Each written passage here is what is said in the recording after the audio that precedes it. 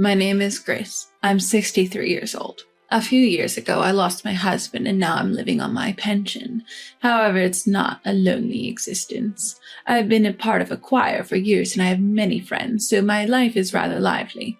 After caring for my husband during his lengthy illness, people tell me I seem to have found a new lease on life now that I'm no longer burdened with that responsibility. I loved my husband dearly and I would have preferred to have him by my side forever. So there are days when I'm struck by a profound sense of loss. But on those days, I talk to his photo on our home altar or sing my favorite songs, remembering how he used to smile and joyfully listen to my stories and songs. Plus, I have a little secret I keep from everyone. My husband left not just our home, but a substantial amount of money as well.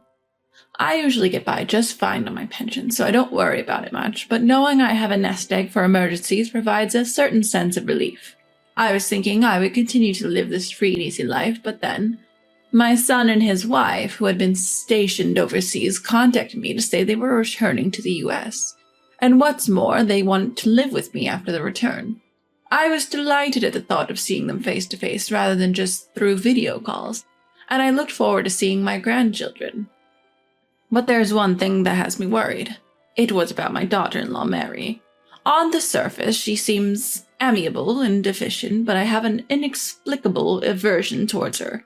It feels like she's two-faced, or sometimes she scares me. But when I listen to friends talk badly about my daughter-in-law, I start to think that my feelings towards her stem from the jealousy I feel about her taking my son. Could it be generational prejudice? With a mixture of complex emotions and with the date of our reunion drawing closer, I reluctantly agreed to live with my son and his wife. I could not have imagined what was to come. It's been a while, mother-in-law. Please feel free to ask me anything. I'm planning to take care of you. Excuse me? As she spoke with a smile, I was taken aback. I didn't intend to be a burden to anyone. Oh, more than that, her saying she'll look after me feels condescending. At that time, I just thought, she doesn't know how to speak properly. But when we started living together, I realized my unease was well-founded. Mary acts very caring in front of others, but when it comes to something as simple as laundry, she behaves oddly. I noticed from the beginning that she seems to dislike mixing my laundry with hers, so I would wash my clothes separately. But I never imagined she would rewash the entire load just because one kitchen towel of mine was mixed in. As she grumbled and put the freshly washed laundry back into the machine, the item she held with such disdain was my kitchen towel. She tossed it aside like it was dirty and exclaimed, "It's going to smell like old woman. This is ridiculous." Another time when Mary wasn't around, I took in everyone's laundry after a brief rain shower. Despite them being almost dry, she rewashed them. "The germs will spread." Tisk tisk, her tongue clicking seemed to be her real nature. I didn't expect a thank you, but this was beyond anything I had imagined. "Do I smell bad by any chance?" I asked my friends, even used a smell detector. My friends laughed it off, and the detector showed much lower values than the standards. Gross, don't put your shoes in my shoebox, it's filthy! One day, Mary was removing my shoes from the shoebox with a pair of cleaning tongs. I didn't remember putting them in there, so my son must have thoughtfully done it for me. The heartwarming gesture from my son only fueled my anger at Mary's actions. "Please stop treating my shoes like they're filthy." When I asked this of her, who had tossed aside my shoes laughing, she turned around with a surprised look on her face. "Oh, mother-in-law. Well, I was just cleaning the shoebox and it looked like there was a bug on your shoes, so I tossed them." How she could come up with such an excuse on the spot is beyond me. "Oh, really? I didn't see any bugs. And you were using cleaning tongs, weren't you?" Maybe it was a mistake." In the end, Mary played dumb and refused to acknowledge her wrongdoing, but the frustration didn't end there. She refuses to let my grandson eat anything I cook. No matter how hard I try to cook something nice, she rejects it with a smile. "You enjoy it yourself," and never touches it. Not only that, she interferes when my grandson tries to eat my food, always finding a reason to stop him. She freely uses the ingredients I buy without a word, always messing up my plans. She takes the ingredients but refuses the food. It seems she wants to exclude anything I have a hand in. In the end, the only person who enjoys my cooking is my gentle son. I'm sure he would listen if I talked to him about these issues and asked Mary to be more considerate. He's very much like his father, and I can rely on him. But I feel guilty bothering my son who works hard from early morning till late at night with such issues. I'd rather he relaxes when he gets home than be bothered by such things. For now, it seems that Mary has no intention of interfering with my son eating my cooking. Even if it's just my son, if he's happy to eat my cooking, I have to tell myself that's good enough. But don't you dare eat anything your grandmother has made. Hidden from me, Mary was scolding our grandchild. If you eat that stuff, you'll get sick, remember? Can't you hear me? Don't even think about eating grandmother's germ-ridden meals. I always tell you, don't I? Stop berating the child for such unreasonable reasons. It's cruel. I had reached the end of my patience. I tell my teary-eyed grandchild to go outside and play and turn to confront Mary. You always tell him not to eat my food, don't you? My mother-in-law, did you hear something? Mary casually throws out the question. I heard it loud and clear. Eating my food makes you sick? What do you mean by that stuff? We use the same ingredients from the refrigerator and the same seasonings in the kitchen. It's impossible that it could be harmful. But Mary just giggles. I've been tolerating the old woman's antics till now, but perhaps it's time I threw in the towel. It's heartbreaking how you can't understand how much I'm holding back. Despite trying to keep up appearances till now, it seems she no longer cares about showing her true natures. Mary crosses her arms, sniffs, and humps. You're an old woman, nearing the end. You should just stay in your room or something and keep quiet. You're so full of energy, always out and about, cooking even when not asked, so selfish, and hoarding your property like a miser. I thought if we lived together, you'd at least share a little with me, but you're totally clueless. Mary frowns and spews one terrible word after another.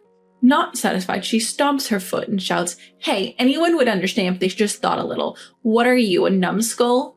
Shocked, I stood there. It's true, even my friends comment on my high energy. I love physical activity, not just singing, and often go out for walks.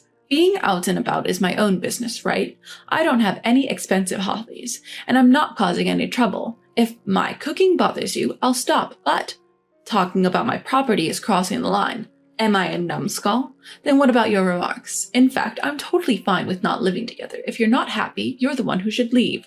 Despite using things I bought without paying me back, when I confront her, Mary laughs loudly. Look at Granny trying so hard to complain. If you want to kick me out, go ahead. But remember, while you're alive, you'll never see your precious son and grandchild again. With a threatening low voice, Mary leaves with a victorious laughter. Unbelievable. I never thought my daughter-in-law could be so rotten.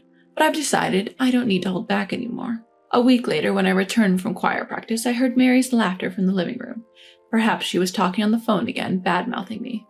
You know, our old woman still hasn't kicked the bucket. She even went out for choir today, but honestly, it's a relief. She's an eyesore and noisy, but I can't die before her, right? She should hurry up and die, whether she ends up in heaven or hell. If only her heart would stop during choir practice.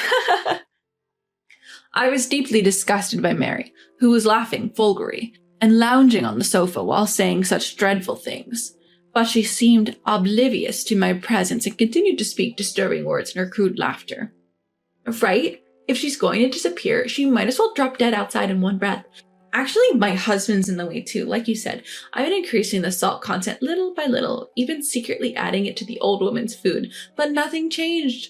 What? It takes years? That's annoying. We can't live together forever at this rate. Pouting, she spoke in a coquettish voice that made me clench my fists. I want to introduce a new daddy to our child soon. For that, I'll fight to seize the inheritance. This was unthinkable. Not only does she see me as an obstacle, this wicked woman was betraying her own husband. I stood beside my lounging daughter-in-law and shouted, Get out now!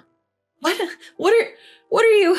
Startled, Mary tumbled off the sofa, appearing to hit something. So you're back, huh? Attempting to gloss over the situation, I reasserted my command to Mary, who was now forcing a laugh. Leave this place now.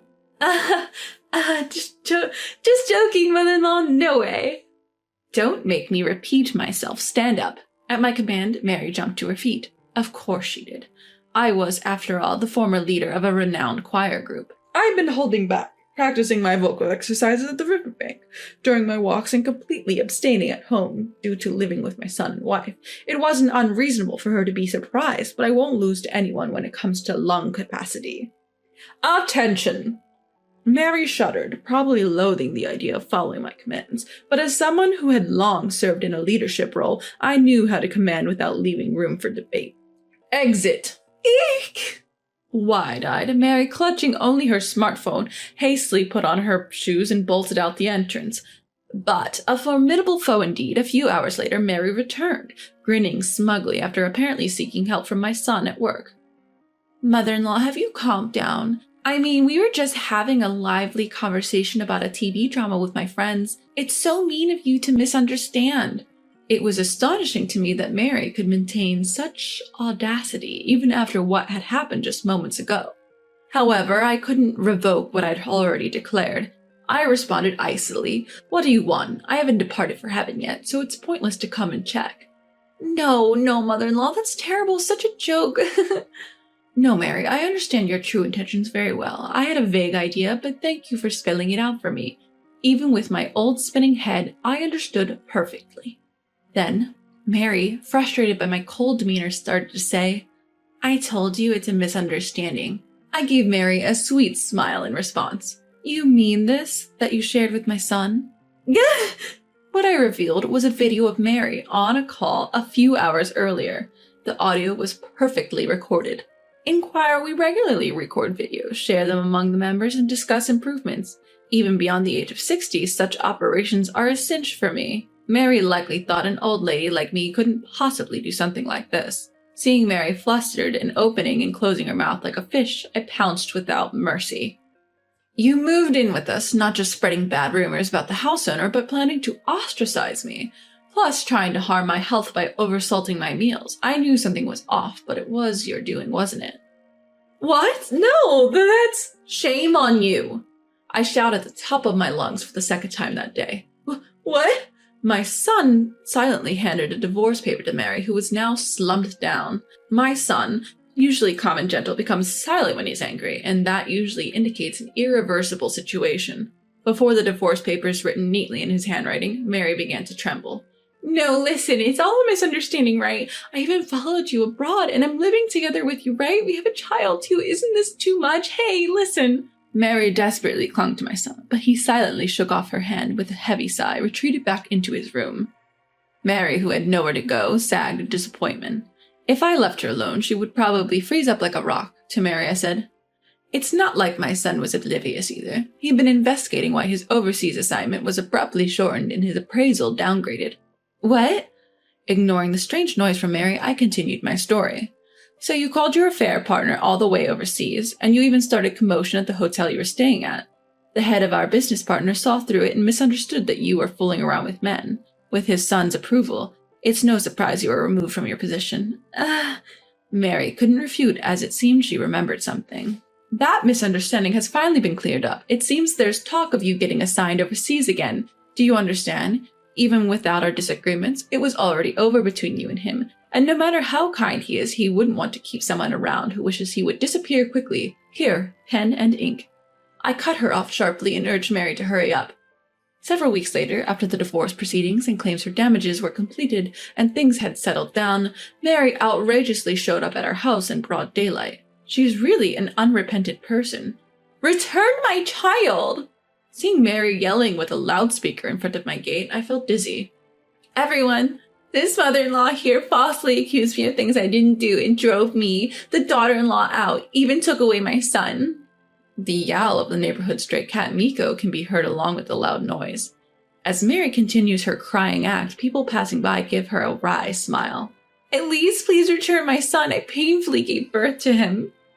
Just as my son had taken my grandson out to the zoo for a change of scenery, to prevent my grandson from being upset, I stood up to silence Mary. "What do you think you're doing? Please go home. You're a nuisance."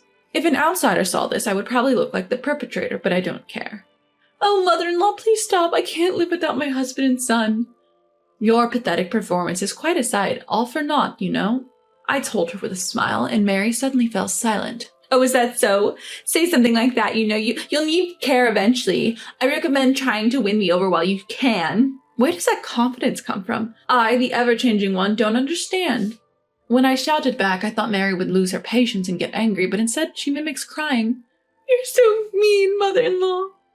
Like the crying woman in a movie, Mary dramatically yells, making me sigh. "Right, I did do something terrible to you. I'm sorry." As soon as I said that, Mary abruptly stopped crying and smiled smugly. "You finally understand. You have to cherish me." "Sure, I really do feel bad. I meant to only share it with my son, but I accidentally, out of habit, sent the video to my choir friends too." I don't think you know, but our choir is large, and we have many members in the area. Some of them even have family members working at the police box, you know? Oh, over here. Sorry for the trouble. This is Mary, who was plotting my son and my downfall. Couldn't you take her away? I introduced Mary to the young police officer who rushed over. What? No, why? No, I don't want to go to the police. Stop it! However, there was no way the police would ignore her making such a fuss with a loudspeaker in front of her ex-husband's house. I had consulted with the police box beforehand about such a thing and had also apologized to the neighbors. So she had been laughed at from the start, not even knowing she was the crazy person playing the poor daughter-in-law. Help me! Mary continued her odd little play until the end, but I didn't receive any bad words from my caring neighbors and those who were concerned about my grandson. On the contrary, after my husband passed away, I was able to talk to some people who had become somewhat distant, and I was delighted with the unexpected gain. Afterward, Mary, who ended up penniless instead of inheriting anything, seemed to have been dumped by her lover and was seen loitering around our area a few times. However, she couldn't bear being laughed at and has stopped coming recently. According to rumors, she's now living a lonely life in a small apartment. As for me, I decided to accompany my son and grandson on his overseas assignment. I considered selling the house, but I want to have enjoyable conversations again with the neighbors I've grown fond of, so I'm renting it out.